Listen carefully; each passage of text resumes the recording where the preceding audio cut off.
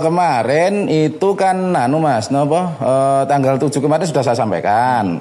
Terus itu saya tindak lanjuti pakai ini karena ada laporan polisi kan begitu. Jadi untuk tindakan atas nama pengadilan untuk saat ini mohon untuk dihentikan kan begitu. Karena ini kan menyangkut keabsahan pemerintahan, Mas. Jadi korelasi ini dengan lex spesialis perkara saya ini kan ada kompilasi hukum. Kan saya dasarnya adalah hukum hasil pemilu. Lah, sing berhak menangani hasil pemilu niku pengadilan apa punya hak menangani hasil pemilu? Kan di situ harusnya diperiksa dulu toh, Mas. Lah sampai detik ini tidak satu orang pun yang bisa membuktikan bahwasanya alat bukti saya diantaranya surat KPU nomor 172 KPU Kota dan agenda Presiden nomor 197P YRS 0C4 itu mboten terus mempermasalahkan itu dan pelunasan dengan uang rupiah SBKKN sebagai sistem ekonomi Pancasila juga belum pernah ada yang mempermasalahkan itu dan bahkan bank pun tidak pernah menyatakan keberatan. Lah ini nek sampai pengadilan itu memutuskan di luar kewenangannya padahal ini menyangkut dengan hasil pemilu lah niku kan padha karo melawan hukum tuh, Mas. Nah itu melawan hukum konstitusi lah. Nek melawan hukum konstitusi niku pertanyaannya yang makar siapa ini nanti kan gitu. Jadi kan orang itu harus sah dulu baru berwenang gitu loh, Pak. Jadi nek belum sah nek sah itu kan harus kekuasaan itu kan timbul dari hasil pemilu gitu. Sedangkan misalkan itu pemilu itu hasilnya ada salah satunya surat KPU 172 itu yang isinya di dalamnya itu ada mandat kedaulatan rakyat pada 2014, Pak. Jadi kan selama ini yang nggak dipahami itu oleh para pihak. Ini di Bali juga viral, Mas. Kemarin Bu Agung itu viral juga ini di Bali perkara seperti ini. Jadi kita memang ini satu-satunya yang bisa menyelesaikan problem ini hanya sidang istimewa MPR dalam arti sah siapa dulu yang sah ini gitu loh, Pak. Karena nek hasil pemilunya tidak mewakili segenap hasil pemilu ya pasti dikatakan sah toh, Mas, pemerintahan. Nggak bisa kita kan berlaku sesuai dengan pasal 27 ayat 1 misalkan. Kita bersamaan di hadapan hukum dan pemerintahan. Artinya niki kudu genah riyen kan? Gitu kan? Harus ada kepastian hukum dulu. Bukan hanya kepastian hukum dan juga kepastian keadilan. Ini sudah benar-benar adil atau belum kan gitu. Nah, itu memang memaksa revolusi sistemik. Seperti itu, Mas. Jadi ini bukan kok perlawanan terhadap pemerintah, bukan. Tapi rakyat itu menggunakan hasil pemilu gitu loh, Pak. Nah, nek rakyat salah menggunakan hasil pemilu, nek pemilu itu tidak dipakai hasilnya, untuk apa ada pemilu kan gitu tuh, Mas. Lah kita kan pengen rakyat itu ada tujuan bernegara, salah satunya melindungi segenap bangsa seluruh tumpah darah Indonesia. Dan dalam konsep hukum dituliskan bahwasanya salus populi suprema lex exto. Jadi keselamatan rakyat adalah hukum tertinggi. Mosok mengatasnamakan negara mau menyebabkan rakyat kehilangan tempat tinggal niki terus negara ya opo ngono lho. Lah percuma rakyat memandatkan kepada negara selama ini. Terus wong-wong niku ajeng nopo gitu loh. Kan harusnya ada solusi, kita negara Pancasila kan ada musyawarah, mufakat, enak solusi liane piye kan gitu toh, Mas. Kalau ini ada sistem seperti ini, apakah terus sekarang saya pertanyakan adalah apakah sistem seperti ini sudah benar-benar sesuai Pancasila atau belum? Terus kalau sudah sesuai, yang berhak menentukan ini sesuai itu legal standingnya siapa? Kalau belum sesuai, itu harusnya bagaimana? Kan seperti itu, Mas. Makanya saya tuntut untuk revolusi itu di sini. Kita sama-sama di hadapan hukum. Dan saya sebenarnya tidak memusuhi siapapun. Niki hasilnya secara gampangannya, Mas. Ayo rembukan sing baik, ayo konsensus ulang. Piye to carane bernegara sing bener? Gen rakyate ora kondisine seperti ini karena dengan sistem ekonomi yang seperti ini, yang berbasis kompetisi seperti ini mutlak pasti ada yang kalah dan bangkrut, Mas. Tanpa itu sistem ekonomi ora mungkin jalan. Sudah pasti niku. Setelah corona itu banyak yang nggih, tetep akeh sing tumbang, Mas. Gugatan masuk semua. Lah jenengan ini sebagai pegawai pengadilan juran pelajari nggih sejarahnya. PN itu kasus seperti ini mesti melonjaknya semenjak 2006 ke sini. Sebelum 2006 ke sini mesti enggak seperti sekarang. Karena mutlak violet, Mas. Sistem ekonomi sekarang itu mutlak violet. Mesti nek ora iso ngalahne liyane tetep ora iso menang, ora iso bertahan kan gitu. Karena kan sistem uang itu beredar untuk diperebutkan. Jadi kan seharusnya uang itu beredar berbasis hak, produktivitas dan kreativitas manusia. Kan harusnya gitu. Jangan misalkan nyambut gawe gajine sepiro kan harus ditentukan. Gitu. Kula misalkan nyambut gawe aku kemampuan ngene wis tersedia uang karena uang pada hakikatnya sesuai napa istilahnya pembukaan Undang-Undang Dasar 45 cuma sebagai alat tukar menukar barang dan alat pengukur harga barang. Nah di sini problemnya uang diperjualbelikan. Ada beban suku bunga di situ yang sebenarnya suku bunga itu tidak pernah dicetak. Lah pripun rakyat iso mbalekne duit? Akhirnya mekanismenya kan liquid aset, Mas. Termasuk sistem lelang ini. Lah niki kan jenenge ngakali rakyat toh, Mas. Nek uangnya ora enek, terus piye carane rakyat balekno kan gitu toh, Pak. Nah, makanya mekanisme sekarang itu dibuatlah liquid aset. Gen seolah uang ora perlu dicetak ning asetmu wae tak kayak ning wong liya kan ngoten. Lah ini kan ya apa negara ya kok sistem ekonomi. Makanya saya itu pribadi cara menyampaikan secara nasional itu bagaimana. Ini sebenarnya bukan gerakan apapun. Aslinya nek pada 2010 ini dulu 2014 itu pemilu itu sudah beres kan KPU tugasnya menyelenggarakan pemilu. Terus di situ ada satu mandat pemilu berupa aspirasi politik pada 9 April 2014 itu atas nama pemberdayaan memang penanggung jawabnya Bapak Muzais waktu itu gitu. Ceritanya kan seperti itu. Nah di antaranya di dalamnya itu ada uang rupiah SBKKN sebagai kedaulatan uang negara. Jadi ada M0-nya itu apa itu jelas Mas. LPG ini jelas. Jadi kados niki pelunasan itu sebenarnya bankable Mas. Wong niku napa istilahnya underlying-nya jelas, LPG ini jelas kok. Jadi sebenarnya itu memang sudah lunas kalau secara hukum loh. Jadi ngeten pertanyaannya. Terus kalau mempermasalahkan SBKKN sebagai hasil pemilu ini, legal standing pengadilan apa? Itu yang saya pertanyakan Mas. Harusnya kan punya legal standing dulu untuk mempermasalahkan hasil pemilu. Makanya selalu tak tulis berkali-kali itu bukan kewenangan PN, bukan kewenangan Mahkamah Agung, bukan kewenangan Polri.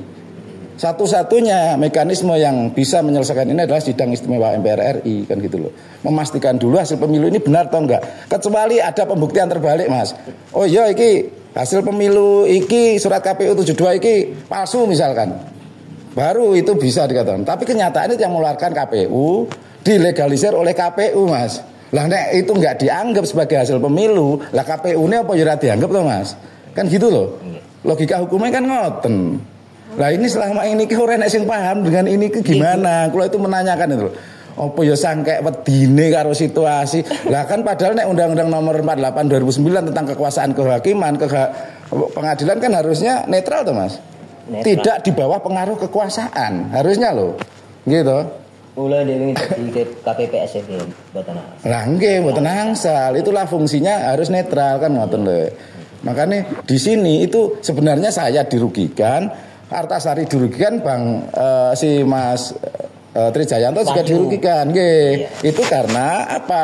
Karena seharusnya uang rupiah SBKKN ini sudah masuk dalam APBN karena dasarnya juga jelas Mas, itu TNPPK Undang-Undang Nomor 15 tahun 2010 PP Nomor 15 tahun 2010. Lalu sampai apal kabeh Mas itu.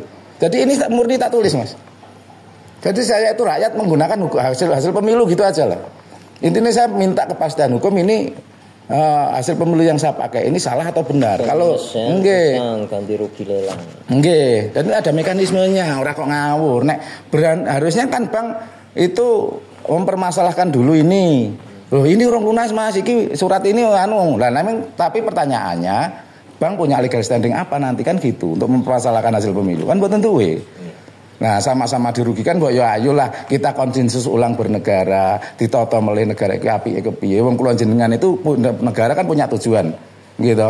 Sesuai preambul Undang-Undang Dasar 1945 alinea 4. Melindungi segenap bangsa seluruh tumpah darah Indonesia. Segenap loh Mas, ini nggak boleh satu pun kecer. Segenap loh nggih. Nah ini kan kita lupakan selama ini Mas. Lah nek rakyat wis golek pengadilan yang pengadilan negeri dirasa urung adil, yang PN tinggi belum adil, sampai ke Mahkamah Agung pun terasa belum adil, kita mau cari keadilan kemana? Nah terus definisi adil itu selama ini kan belum Mas, belum bisa diflurkan. Apa sih definisi adil? Definisi adil kan sampai tidak ada pihak yang dirugikan pertama. Yang kedua sampai tidak ada lagi yang bersengketa. Kalau masih dipaksakan dan masih ada pihak yang merasa dirugikan, lah itu dereng adil Mas. Terus jenis secara hukum normal yang diketahui orang pun itu pun Bu Suparti dulu dibohongi Mas. Dibohongi. Nggih sama Artasari. Jane nek majelis hakim niku wis teliti dengan dokumen ini, kredit APK niku Bu Suparti harusnya lolos Mas. Dalam arti apa? Waktu itu kan saya pinjaman 475 gitu. Lah itu dapat setahun saya minta tambahan. Nah saya minta tambahan niku merikone menjanjikan tambahan asal ditambahi jaminan.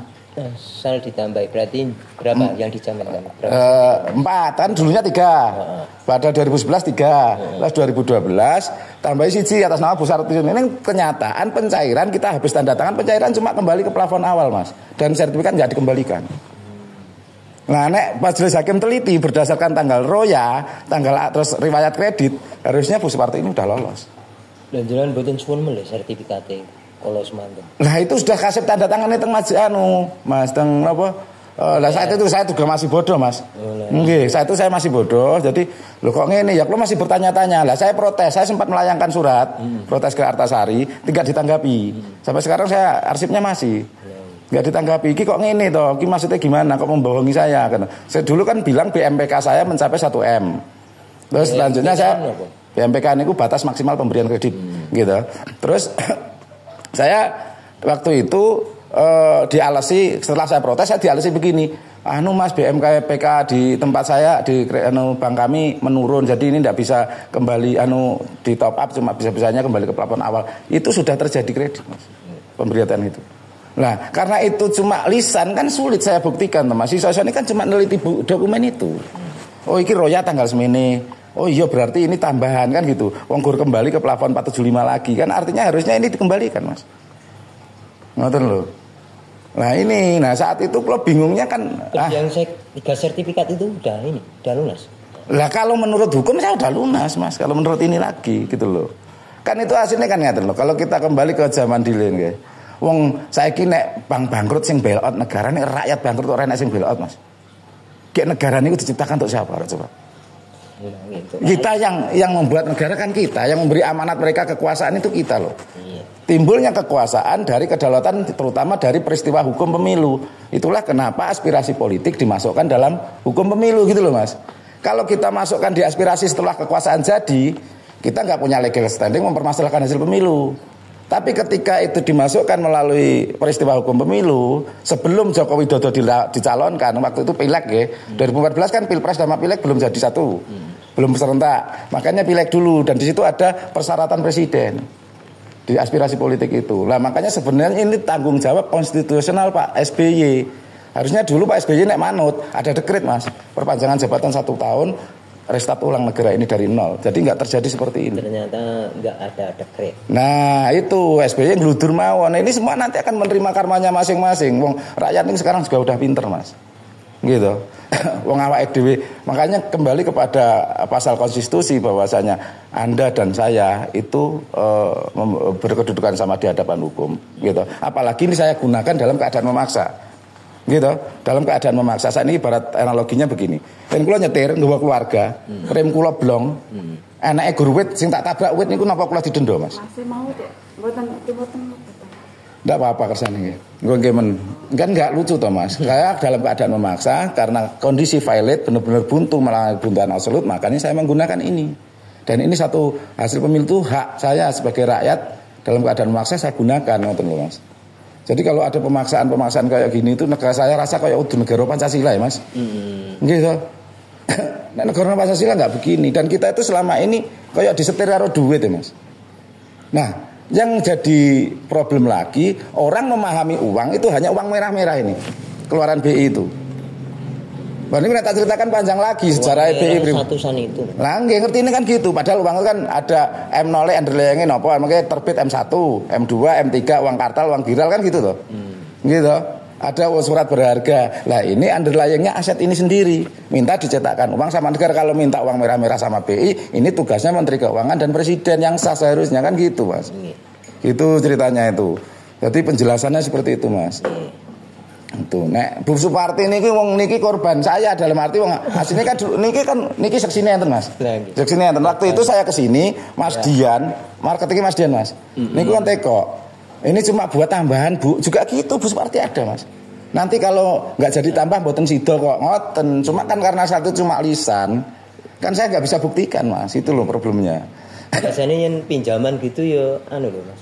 Artasari. Suami istri ya tanda tangan loh. Nggih, lah niki suaminya dulu kan di Jakarta, sore Ibu. Lah niku ditekoni suaminya kemana? Anu Mas, sudah cerai kan ngoten, padahal belum cerai sebenarnya, secara hukum belum cerai Mas. Cuma kan nggak ke Jakarta, nggak pulang-pulang kan ceritane. Sampai sekarang sampai meninggal. Sampai meninggal. Ceritanya secara hukum belum cerai sebenarnya kan gitu. Lah akhirnya seperti itulah kejadian semuanya Mas. Jadi kalau dhewe niku sebenarnya nek ngaten saya bingung nek rakyat kaya kula niku golek keadilan nang PN ora ketemu, nang PN tinggi ora ketemu, sampai Mahkamah Agung ora ketemu. Ketemune sinten? Nek zaman riyen ketemu raja Mas, hakim tertinggi. Lah sakniki ketemu sinten? Kerajaan saiki negara republik. Lah nggih makanya kalau konsepnya Aspol ini sekaligus revolusi, itu adalah konsepnya kepala negara itu terpisah dengan presiden, Mas. Jadi hakim pemutus perkara itu terpisah dengan. Mau sakniki di nalar ya ora nalar loh, Mas. Kepala negara nyambi dadi eksekutif. Barat kata DE notaris sekaligus pemegang perjanjiane. Pelaksana perjanjiane. Kan ora lucu to, Mas. Ya notarise ya pelaksana perjanjiane. Nek sebagai kepala negara ini kan pemegang tertinggi perjanjian negara dengan rakyat. Eksekutif pelaksana perjanjian negara dan rakyat. Lah masuk notaris eksekutif, legislatif, yudikatif. Pelajaran sekolah hari. Nah, trias politika kan gitu. Lah harusnya kita itu monarki konstitusi gitu loh. Jadi raja niku ya boleh diarani raja, oleh diarani presiden, monggo patiye niku perdana menteri pelaksana itu harusnya seperti itu. Dan ini kan tidak ada urungan final itu Mas Janjan, yang negara itu bisa mengalami perubahan kapanpun. Seperti itu. Jadi begini ya, Mas Eko. Kula diaturi Pak Ketua supados nyampaikan serat aturan dinten Rebu 18 September mekaten. Lah bilih kula sampun dugi mriki pinanggih kalih Bu Suparti panjenengan niki. Berarti mengke tak ngubungi Emi nggih. Nyuwun tapak asmane bilih kula mengke didangu Pak Ketua napa sampun dugi mriki saestu. Buktinya seperti itu. Nggih, Bu Suparti kersane tanda tangan nggih. Nah, itu kan haknya Bu Suparti. Nggih. Itu haknya Bu Suparti, monggo. Nanti kalau mau saya tidak bisa menjawab kalau Mas Eko berkata seperti itu. Nggih toh. Nanti malah keliru saya. Bukan ranah saya. Betul, itu bukan hak jenengan, nggih. Makanya kan ngaten. Kula dengan para pihak itu sebenarnya secara pribadi enggak ada sengketa. Termasuk dengan ketua pengadilan itu secara pribadi enggak ada sengketa. Cuma problemnya ini kedaulatan hukum negara iki kudu tegak, Mas.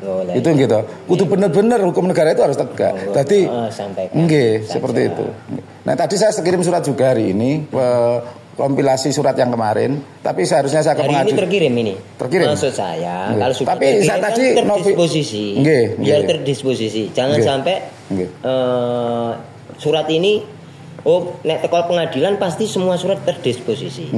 Terkirim tapi melalui pos dari umum. Terus Pak Ketua turun ke Pak Panitera. Nah, ini bagian siapa? Nah, gitu loh. Maksud saya seperti tadi tak kirim ke Polres juga tak kirim ke KPKNL, BPN, bahkan ke Mabes Polri saya kirim Mas. Tadi saya itu mboten bohong ini kok tinggu dikira ngapusi dalam arti iki kok dikirim ini pura-pura enggak ada buktinya, semua bisa ditelusuri kok. Jadi enggak bahan-bahan ora guyonan ini gitu. Nggih. Kalau teng Polres dek tanggal 7 nggih ke Polres saya. Tanggal terima ada. Iya. Napa kedah kula dikirim? Nggih, Bu. Soale niki panggilane dumateng panjenengan kalih Bu Emi. Mengke kalih pemohon nota. Nggih. Marahe bulan iki kan ketemu. Niku kan jalannya nggak bisa Mas, nggak bisa jalan. Jadi makanya dipercayakan pada pengacara niku kan masalahnya problem pada tubuhnya. Nggih. Ini kan saraf kecepit toh kulit niki. Saraf kecepit. Jadi dia nggak punya daya Mas itu samping. Nek saraf kecepit iki kadose rencang nggih enten lho. Ini gara-garane anu Mas, operasi. Jadi permanen dia, jadi lumpuh permanen. Gitu. Nggih. Nek seandainya beliau dulu nggak operasi, nggak lumpuh permanen. Salah nopo sing nangani? Sarafnya dipotong. Dulu di ortopedi sarafnya dipotong, gitu. Harusnya disambung atau dipindah gitu, diangkat pelan-pelan tapi dipotong. Akhirnya kan cara perintah motoriknya putus. Gitu. Nggih gitu nggih Mas, monggo nggih. Kula Ibu, kula nyuwun tapak asmane.